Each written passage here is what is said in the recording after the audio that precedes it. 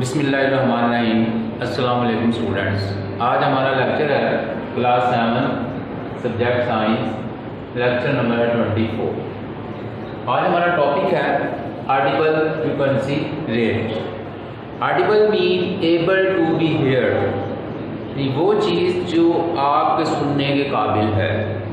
अब फिज़िक्स की टर्म में हम इसको इस तरह डिफाइन करेंगे कि वो साउंड्स यानी वो फ्रीक्वेंसीज की साउंड जिनको हम इजीली सुन सकते हैं, जो एक ऑर्गेनिज्म सुन सकता है।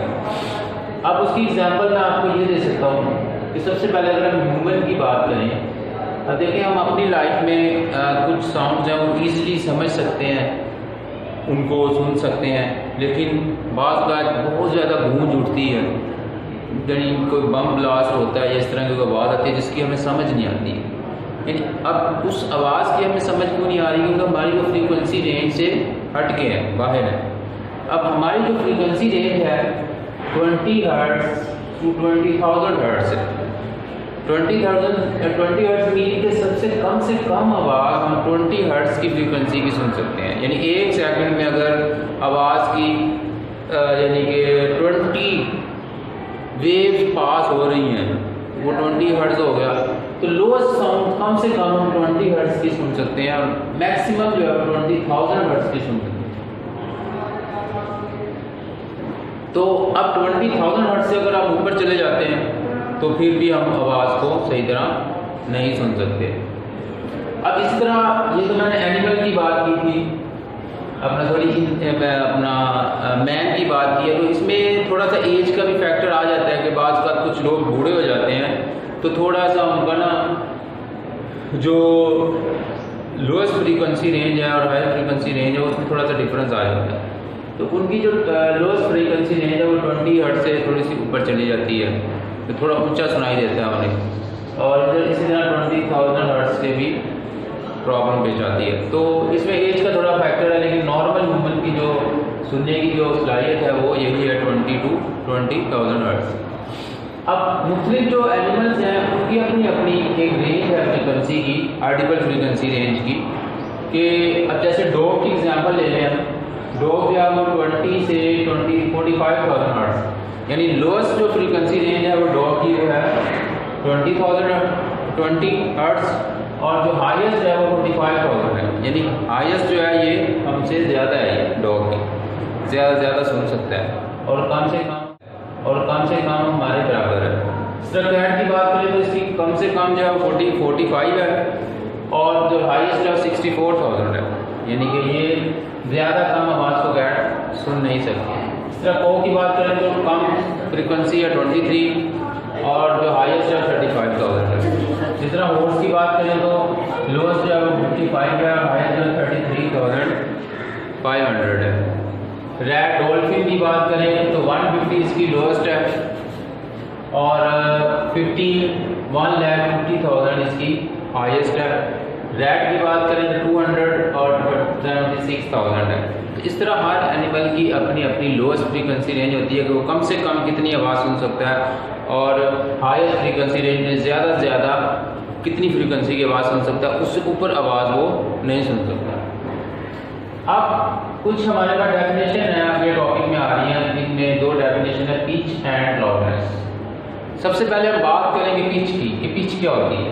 देखें, आप अगर एक लड़के की आवाज़ को इमेजिन करें और एक लड़की की आवाज़ को कंपेयर करें एक दूसरे के साथ, तो लड़की की आवाज़ थोड़ी बारीक होती है, कुछ लड़कों की आवाज़ बारीक होती है, लेकिन मोस्टली लड़कों की आवाज़ थोड़ी मोटी होती है लड़कियों के मुकाबले।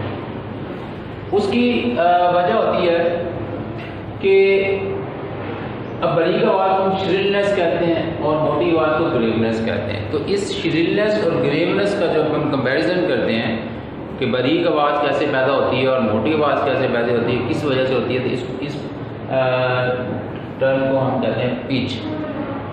पिच अब क्यों होती है मोटी और बारीक आवाज़, ये डिपेंड करती है फ्रीक्वेंसी पे। अब मिसाल के तौर पर देखें, बुक में एक एग्जांपल दी हुई है उन्होंने कि एक साइकिल का व्हील आप घुमा रहे हैं, साइकिल का व्हील, उसके साथ एक कार्डबोर्ड ले लें, यानी एक गद्दा आपने ले लिया, उस व्हील की तारों के साथ आपने उसको थोड़ा सा लगाया तो आपको टक टक टक की आवाज़ आई। लेकिन जैसे आप उसकी स्पीड तेज़ करते हैं, स्पीड यानी फ्रीक्वेंसी आपने तेज़ कर दी, तो वो आवाज़ भी उतनी उसी हिसाब से क्या होती जाएगी, थोड़ी सी बारीक हो जाएगी और बढ़ती जाएगी।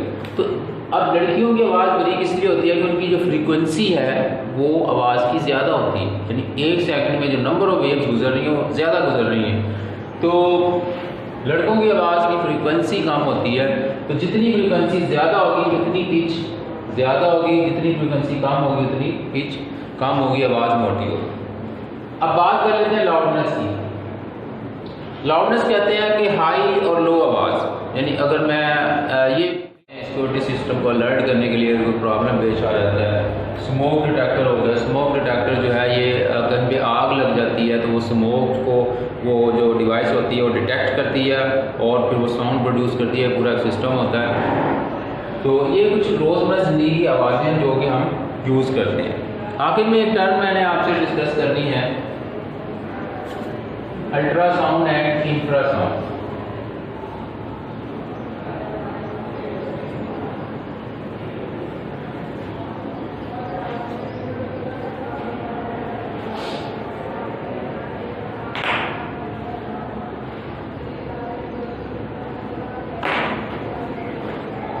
इंफ्रासाउंड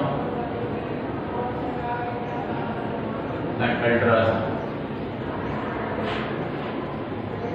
इंफ्रा होता है हमारी जो कलर्स की एक सीरीज़ होती है, उसमें इंफ्रारेड एक कलर होता है, उससे नीचे वाली सीरीज़ को हम इंफ्रा कहते हैं, और जो वायलेट एक सीरीज़ है उसमें अल्ट्रा साउंड होती है उससे ऊपर वाली।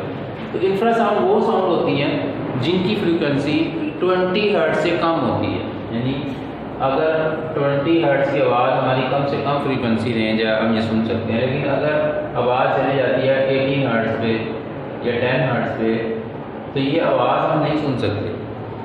That sounds are called infrasound. वो sounds that sounds which have lowest frequency range than we able to be heard, यानी 20 हर्ट्ज से कम फ्रीक्वेंसी रेंज हमारे लिए इंफ्रासाउंड। और अल्ट्रासाउंड वो साउंड है जो 20,000 हर्ट्ज से ज़्यादा होती है, यानी जिनकी फ्रीक्वेंसी रेंज 20,000 हर्ट्ज से ज़्यादा होगी उन साउंड को हम क्या कहेंगे, अल्ट्रासाउंड। अब ये अल्ट्रासाउंड जो होती हैं ये डॉक्टर यूज़ करते हैं पेशेंट्स का यानी कि एग्जामिनेशन करने के लिए, बॉडी के अंदर एग्जामिनेशन करते हैं, अल्ट्रासाउंड वेव्स को बॉडी के अंदर भेजते हैं और उसकी जो पिक्चर है वो स्क्रीन के ऊपर गेन करते हैं, अंदर वाली सारी चीज़ की एग्जामिनेशन हो जाती है। तो अल्ट्रासाउंड जो है मेडिकल ट्रीटमेंट के लिए मोस्टली यूज़ की जाती है। तो उम्मीद है स्टूडेंट्स आपको लेक्चर समझ आया होगा। तो अगर इसके बारे में कोई प्रॉब्लम हो तो आप ज़रूर व्हाट्सएप में मेरे साथ रब्ता करें, मैं आपको वहाँ पे जो पॉइंट आपको समझ नहीं आएंगे वो आपको डिटेल के साथ। Thank you.